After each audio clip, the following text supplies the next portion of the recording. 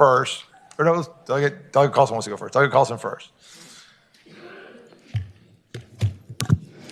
Thank you, Chairman Simon and members of the committee. I do have a substitute that I would like to move. All right, it's moved and seconded that we report the substitute. As many as favor that motion, or we adopt the substitute. As many as favor that motion will say aye. Aye. Those opposed? All right, the substitute's before us. Delegate Callsen, tell us about your substitute. Thank you, Chairman Simon, and I'm happy to talk to the nature of the substitute, but I think a more productive conversation would just be about the bill in general. The substitute, some minor clarifications that helped stakeholders. That's what I meant. Go ahead. Go ahead. Speak to the bill now as substitute. Okay, so this bill is has a complicated name and ended up being a really complicated bill. It is about algorithmic price setting, but it's actually trying to target a simple behavior, replacing competition in rental pricing with coordination. I have some quotes here. You all might have heard of it. There's lots of pending litigation in other states where they have had a cause of action to go after these corporations or these software services. In many of that litigation, documents have been collected, and I want to read you some of the quotes. So one of these service providers said that our tool ensures that landlords are driving every possible opportunity to increase price, even in the most downward trending or unexpected conditions. How they do this is that whoever subscribes to the service shares with them competitive data, non-competitive data, public data. They share it all with them, and then this service acts as an intermediary to allow them to collude with each other and set the price as high as it could be in the market. Some other quotes from one of these service providers, Vice President of Revenue Management, said, "There is greater good in everybody succeeding versus essentially trying to compete against one another." As he put it, if enough landlords used RealPage's software, they would likely move in unison versus against each other, and a rising tide raises all ships. In this case, the rising tide is our housing prices. The executives of the companies are very blunt. They want landlords to avoid racing against each other. What is not as clear is how we can go after that type of collusion. It is generally covered in the Sherman Antitrust Act that was written in 1890. It did not anticipate the kind of evidence that we would have with collusion that is happening nowadays. And for that reason, bringing a collusion charge requires a bunch of factors that aren't really being replicated here, because generally it anticipates that you would be having a direct conversation with someone, but by having the software, you avoid meeting that evidentiary burden. So it's really important for states to set out how and why this is illegal, so that our Attorney General knows that he or she, or wherever we end up, can go after this type of behavior, because it is hurting us all. The outcome of software services like this are increased rental prices. One multifamily housing executive who was referenced in litigation in another state put it best when he said, "We let the company push as hard as it would go, and we saw increases as high as 20%. Left to our own devices, I can assure you we would have never pushed rents that hard." It also decreases concessions to renters. I'm almost done. Thank you, Chair Simon.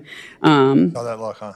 And it results in dynamic pricing, which I'm in a house. Many of you are probably in a house. We haven't been in the rental market in a while, but I've talked to many LAs. When you go to rent a property right now, there is dynamic pricing, as if you are buying airline tickets. So if you look in the morning, you'll get a different price than when you look in the afternoon, because they are able to use this software to do that level of collusion. It also results in a market that is not actually responsive to free market conditions. Small, honest businesses suffer, and consumers. There's a lot of hurdles left, though. It's legislatively complicated, and I have people to speak in support, and I can answer questions about where we arrived. Well, so I guess the question is, you've identified the problem very eloquently, I might add, but how does your bill fix it? So I'm happy to tell you the various levels of debate we had. Right now, the Attorney General is specifically forbidden from operating in basically our housing issues, our VRLTA. Did I get that right? I said it fast. So they're prohibited from diving into that. If you go to the Attorney General's website right now to lodge a complaint, and you say landlord issue or rental issue, it brings you to a page that says this is not our area. There's nothing to do. So although I tried to originally put it in Consumer Protection Act, we ultimately are trying to just get a section under the VRTLA so that it creates a path by which the Attorney General can at least accept complaints and gather data so that he can bring this suit. All right. And then I guess my other question is, there's a Senate cognate to your bill? There is a Senate cognate to my bill. Okay.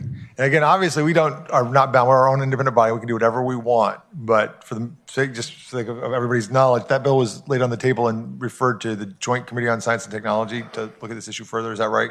That is correct, Chair Simon. And if that was the will of the body, I'd be happy with that, although I would also be happy to go and try to fight for it over there. Understood. And work on it. With that, anyone wishing to speak in favor of the bill, please come forward. Again, I think we've got a really good idea of what the problem is. I'd love to hear from you all is what you think some solutions are and if this bill is in fact that solution. Go ahead. Thank you, Chair. Mike Pruitt on behalf of Home. The structure of current price fixers creates layers of ambiguity between competitors. You no longer have landlords talking to landlords. Instead, you have a third-party algorithm that spits out a price rather than that direct competitor themselves. The price is presented as a recommendation, even though industry associations will often require the use of a recommended price, making it effectively a requirement. And the competitor data is semi-anonymized, so it's not directly seen by the peers. This layers of ambiguity can make litigation challenging, and it can make it a question of law that has to be hashed out slowly. This bill seeks to clarify that something that is already illegal, something that we know from the lawsuits brought by attorneys general across this country, is already illegal. It clarifies that it is what it is. It is price fixing, it is harm to tenants, and it is something that turns a system into something that is fundamentally unfair and, frankly, quite literally, fundamentally unhuman. Because this bill clarifies that these creative efforts by price fixers to kind of innovate out of existing regulations, it clarifies that this must fail, that this is illegal under current law, and it creates a clear remedial scheme for how to handle it.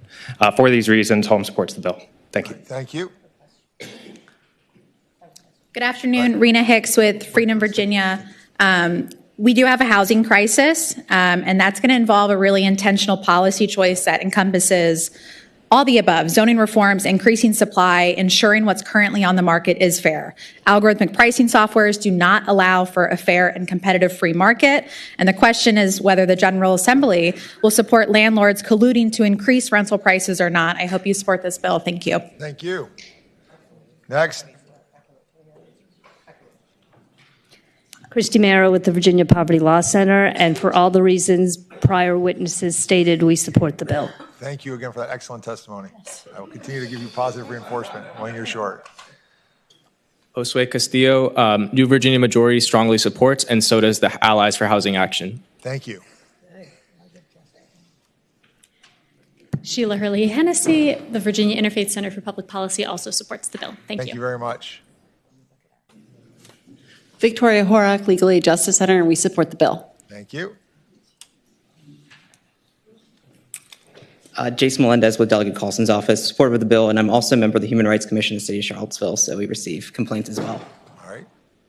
That's what I was trying to figure out. Sarah Graham Taylor on behalf of the City of Alexandria. We support the bill. Thank you. Okay. All right. Anybody wishing to speak in opposition to the bill, please come forward. And again, same rules apply. It's be brief and don't repeat each other, please. Thank you.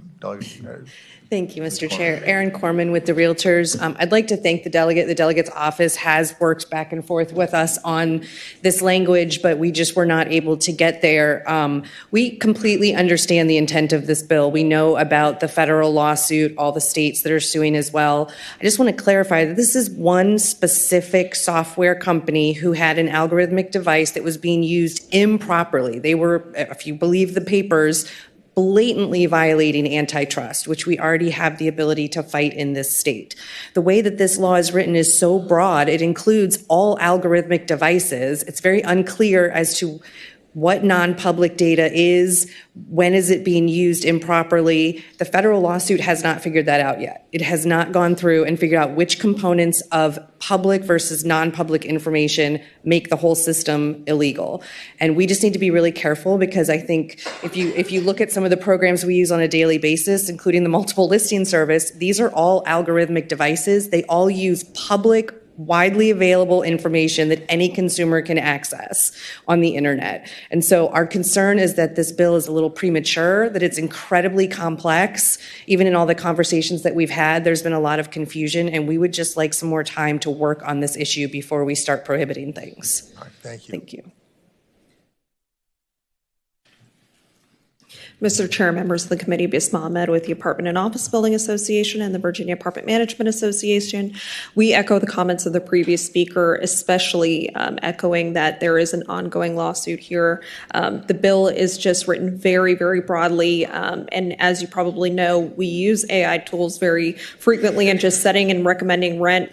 It's widely used across industries to analyze trends and ensure fair pricing. So we don't want to do anything too prematurely here. Instead of an outright ban, we urge the committee to conduct a thorough study, especially since this is such a complex issue, before going forward. Thank you. Thank you. Mr. Chair, members of the subcommittee, Zach Lemaster with Gentry Law Consulting here on behalf of the Northern Virginia Apartment Association, and we would associate our comments with the previous speakers. Thank you. One more. Mr. Chairman, members of the committee, Tracy Boehner with McGuire-Witz Consulting representing RealPage.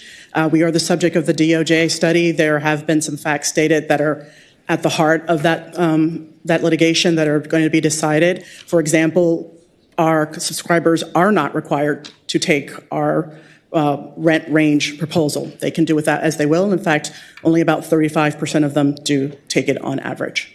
Thank you. Thank you. All right, we've got a couple of people queued up to ask some questions here from the subcommittee. Do you want to have, you want to get the last word, or you want to respond now before you forget? Go ahead, Delegate. If I could respond, because it's fresh in my head and it's been a long week and it's going to be going soon. Fair enough. Thank you, Chair Understood. Simon. One commenter mentioned that ongoing litigation. I just want to clarify there is no ongoing litigation in Virginia. Another commenter, person opposed, said that their system uses publicly, I think roll back the tape, publicly widely available data. That is not what this targets. It targets non-public competitive data, so that would not be covered. There was some disagreement among the people who opposed about whether or not RealPages is doing this or not, or whatever service is. And then someone said there's only one service provider that does this, and there are 3 in the nation. So just clarification. Okay. Delegate Coiner. Thank you, Mr. Chair. One of the detriments of a short session, because there's a lot of issues that I'm like, oh, but, given the point we are in session, I really think we ought to be trying to figure this out. I'm just not sure. I have a bunch of questions, and I'm not sure at the dais, but I'm going to ask some of them and see where we can go.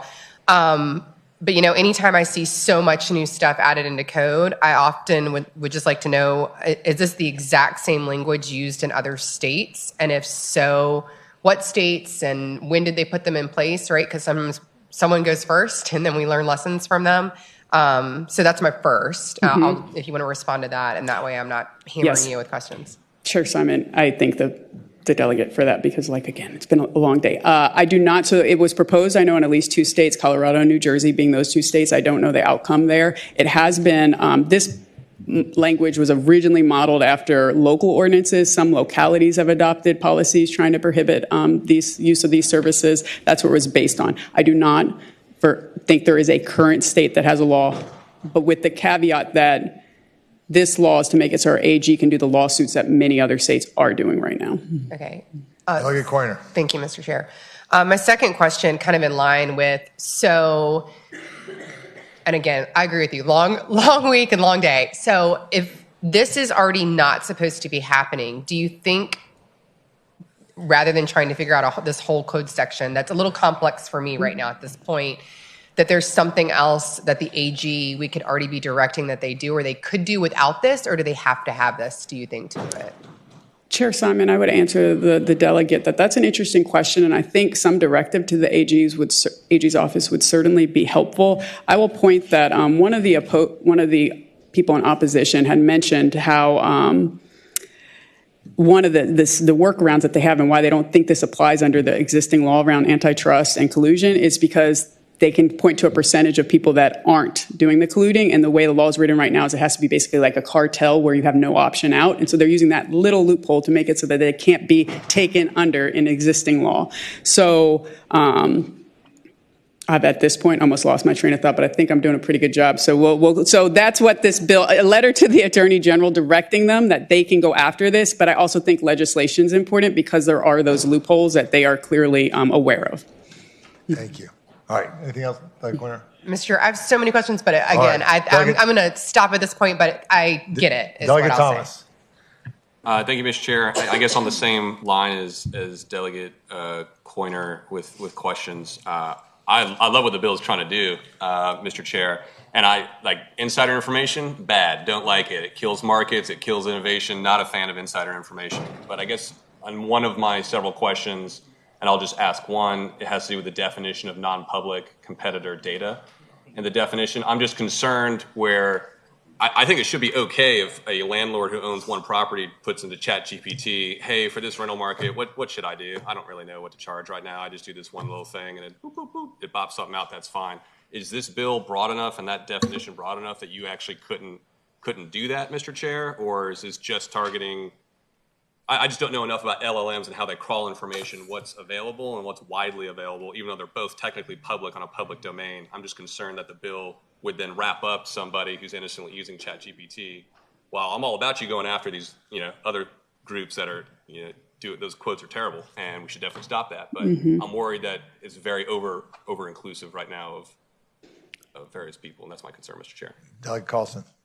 Chair Simon, I would answer the patron that there's probably someone else who wants to give a better answer, but my quick answer would be that we did coordinate with a lot of stakeholders to try to identify some of those other sources of data so that we had a better sense of what data is out there. One of the things we arrived at is that you don't typically get daily rental reports. That's not something that's typically publicly published or available. It's usually quarterly or monthly, and so we were trying to work with the definition. I'm sure Mr. Pruitt will have an answer as well. Thank you, Chair Mike Pruitt, on behalf of Housing Opportunities Made Equal of Virginia. So the answer to the question, Delegate Thomas, would be that there is publicly available data on rental prices, and that would be what an LLM would be drawing from. There wouldn't be any kind of non-public input that is being fed into that LLM that would allow it to make that determination. That would be in violation of this bill as written. What this is instead targeting is there's a distinction between, frankly, advertised rents and actual rents. As we talked about earlier with dynamic pricing, you apply to an apartment building, maybe you see a listing on the side of a building, it advertises $1,000 a month, and then by the time you actually are signing the lease, the terms on the paper are different than that. Maybe it's $1,200 a month. That is what is captured. That is the kind of non-public data that is at issue in this. As well as we should potentially note, non-public data can include a lot of other material lease terms that could be captured up in this kind of dragnet of information shared amongst competitors and coordinated. All right. So I think we have an idea of where this bill is going to go. I think we've had to give it a full and fair hearing, and I'm ready for a motion. Move to gently lay on the table and refer to Jaycox. That's where the Senate one went, so it makes sense to send it to the same place. All right, it's been moved. Is there a second? Second. All right, clerk will open the roll.